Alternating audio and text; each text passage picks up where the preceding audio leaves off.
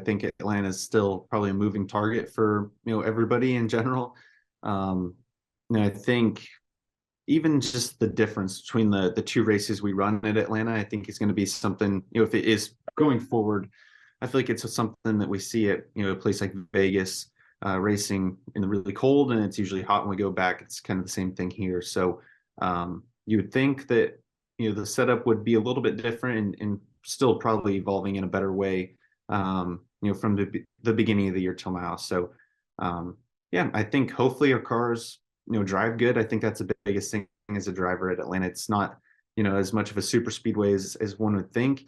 And, at least from my eyes, I think handling is still, really important there. Yeah, Todd, I'm curious, looking back at the first Atlanta, was the first time they tried this pit road entry in turn three. I was curious how did that work? And do you all, now that you've been through with it for a race, I assume it's the same this time around. So will you all be pretty used to it?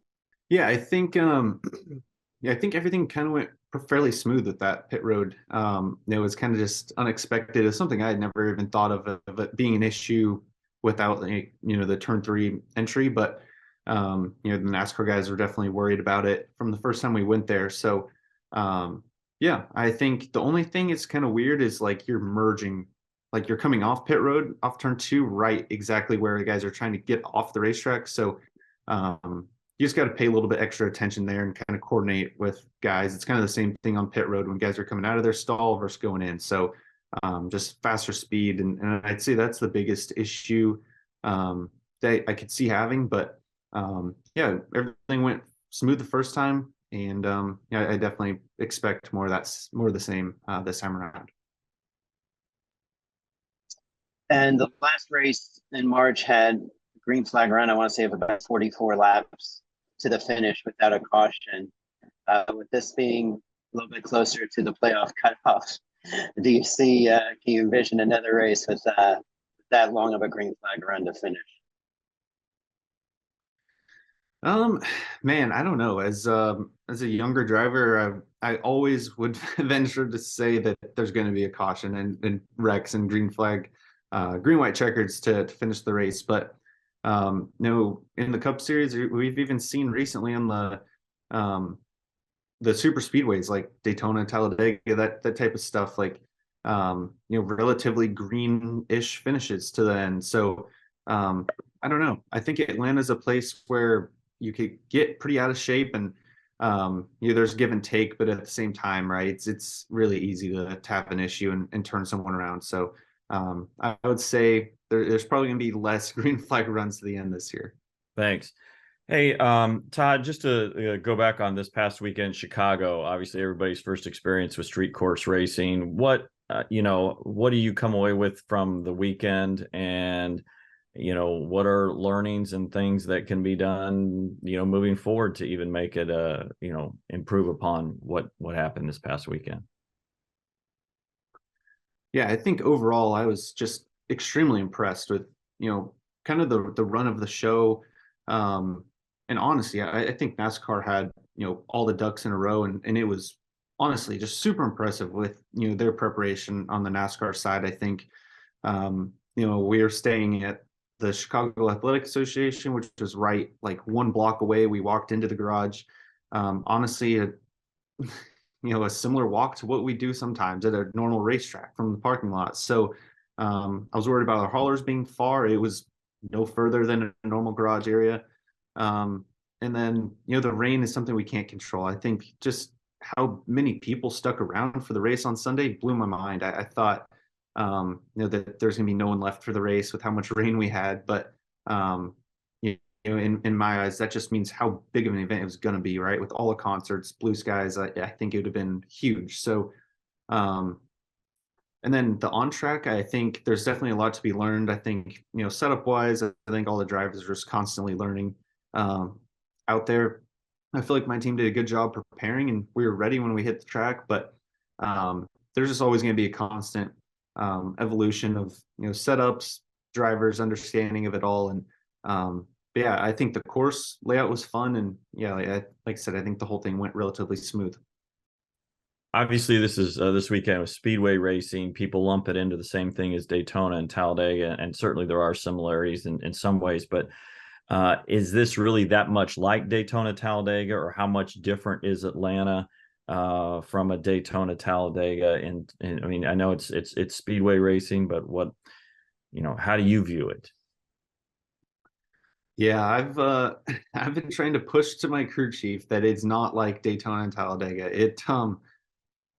To me, it's, I mean, I guess you are wide open, right? It is just the hybrid. It's something new that we're all trying to understand. I think every time we go back there, but um, there's just so much more handling involved. Even at Daytona, there's some times where, I mean, you can feel out of control, but stay relatively wide open and have good speed no matter what. Where here, if your handling's off, like you're not going to have the speed, you're not going to have the comfortability to drive up front and do what you need to do at all. So, to me, it's so much more important to have a good driving car. I think almost even in my mind, at least, which I don't know anything about what we're doing this weekend, but even just a normal mile and a half car to me seems like it would just be good at Atlanta, right? Just as much throttle on time as you can, and you'll have the ability to make moves. I think that's the biggest thing that I'm trying to push. So how much of a wild card weekend is this? And is this allow the opportunity of a wild card winner? I mean, certainly, the ones that have won this race have been, more the guys who have won races in the past. So is there a place for a wild card winner? Is there an added opportunity for you as opposed to a Daytona or someplace else? I still think, kind of in the early stages of Atlanta, that there's still probably opportunity there. But it's about making good decisions, right? I think, what I'm trying to say and trying to push of, just having, we're not going to have, a faster car just based on, drag downforce than, like a Hendrick car, right? When they show up to Daytona, then get the pole, something like that. So, what can we do? We can make our car drive better, do the type of stuff, have good pitch strategy that puts us up front. And, once you're up front, you just have to have the confidence to be able to make moves and stay up there, right? We've seen Corey LaJoie do really well here at Atlanta, and I think that's a good, you know, benchmark of that we can have a surprise winner. But it's really tough, right? When you get in that spot to have everything in line to make it all happen on the one day. Thank you. We'll go to Mitchell Brewer.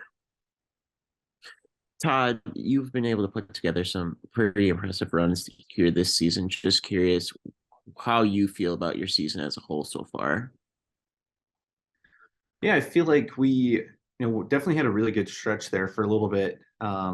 We got off to a bad start, and then actually, like you said, ran on a good run there for a little bit, and then recently we've just kind of been down on speed and not our best performances. So yeah, it definitely would be nice to get back to consistently top 20, and then hopefully get some top 10s there, and what we were doing for a while, and it didn't seem too hard at the time. So I know we can get back there. It's just about constantly developing and getting better. I think in the Cup Series, that's something that I've learned is you can never just be happy with where you're at, and I think we can definitely get back to where we were. But overall, I feel like definitely a much better season than last year, and I still think our ceiling is much higher this year. Thank you. Let's go to Brian. Hey, Todd, hope you're doing well. Just kind of circle back on Chicago again. Did you have a chance to get out and do anything in the city? If so, what did you do, and what are you kind of looking forward to when you guys come back next year? Yeah, I we kind of stayed close-ish to the hotel, but yeah, it's just really fun to walk around the city and see so much life, so many cool restaurants. Like I always joke and say like I could definitely live in the city. Just that's what I love is walking around. The weather was, I mean, nice for the beginning part of the trip, and just seeing, like I said, how much fun everyone's having down there. We went to like a rooftop restaurant, got some Chicago pizza and all the good stuff right around there, and honestly, all within a couple blocks of where we were staying. So yeah, that's really cool and just a little bit different than what we normally do. Good deal. Thanks. Awesome. Hey, Todd, I did want to touch on sort of the road and street courses. You improved 6 spots at Chicago, 8 at Sonoma, and earned one of your top 10s at Coda. Just talk about, I guess, how you've come to grips with road courses and street courses so quickly. And, we have a couple more in Rovals coming up here on the NASCAR schedule. Yeah, I'm excited about the upcoming road courses. I think that's definitely our stronger suit when we go to the racetrack here at Front Row. And I give a lot of that credit to Michael McDowell. I think he just has us in a good spot for, as far as setup wise, braking, just having like the fundamental things right when we go to a road course is honestly really huge. So I think he does a really good job with that as far as getting our simulator right and all the tools right. That way we can, prepare as good as possible when we get to the racetrack is another thing. I think Ford does a really good job about that. Yeah. And I think, all the upcoming road courses can be really strong with us. It's funny. I never really grew up road course racing, but just always really enjoyed them since I started doing them. Awesome. Thanks. Hey, Dustin, we'll kick it back to you. You have follow-up for Todd? Yeah, on this past weekend, obviously because of the wet conditions, but then throughout the race, it was the single file restarts for your race. And I'm just curious what you thought about that. And is that something that should be considered for all road courses, or maybe only for an Indianapolis or a Coda because of the turn 1 situation? How does Watkins Glen fall into that? How should it be single file restarts be used in terms of road and street courses moving forward? Yeah, that's a definitely really good question. I don't know. I think that's another thing that's just, kind of ongoing, evolving as we go. I'm, probably as the younger guy that's never really watched a race with single file restarts.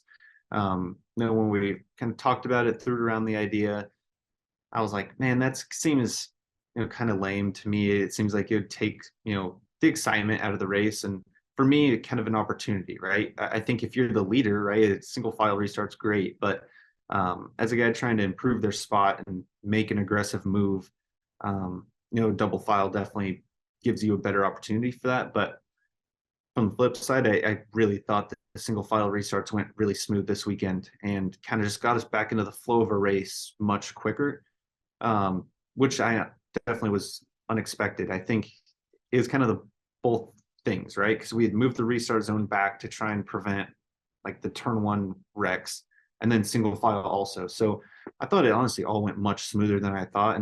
And you're still bunched up, but like you're just back to racing instead of just kind of wrecking each other and kind of muscling each other out of the way. It's like I said, 1 spot at a time from there instead of just big chunks.